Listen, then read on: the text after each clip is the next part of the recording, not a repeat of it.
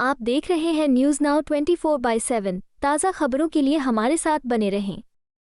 शिवसेना सांसद संजय राउत ने देश की वर्तमान स्थिति पर गहरी चिंता व्यक्त करते हुए कहा कि पिछले 10 वर्षों से कानून और व्यवस्था का निरंतर दुरुपयोग किया जा रहा है।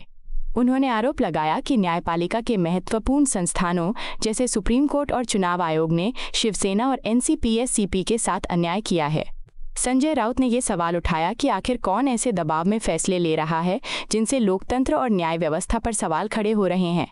उन्होंने मांग की कि इन परिस्थितियों की निष्पक्ष जांच होनी चाहिए ताकि देशवासियों को सच्चा और पारदर्शी न्याय मिल सके।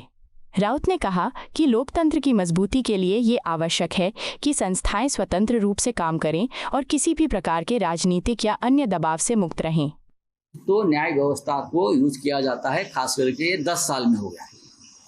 ये चीफ जस्टिस साहब को मालूम होना चाहिए।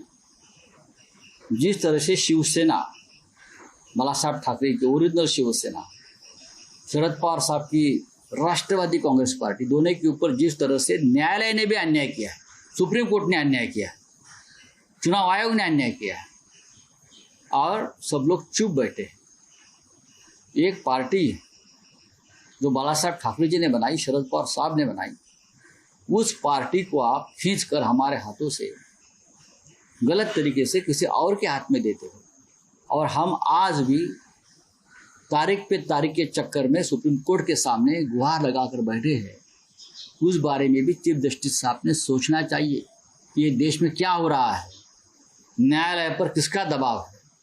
हाँ, ये निर्णय और ये फैसले नरेंद्र मोदी जी और अमित शाह जी को चाहिए, वो कौन दे रहा है और किसके दबाव में मिल रहे, ये भी बड़ी बात है। शिवसेना का बयान है, आपको लगता है कि सीबीआई साहब उम्मीद कर सकते हैं कि आपको इंसाफ मिलेगा? देखिए, हम इंसाफ की गुहार लगाई, लेकिन अब तक सुनवाई नहीं हो रही। जब स्वतंत्र रूप से सुनवाई होगी तो हमें न्याय मिलेगा। धन्यवाद।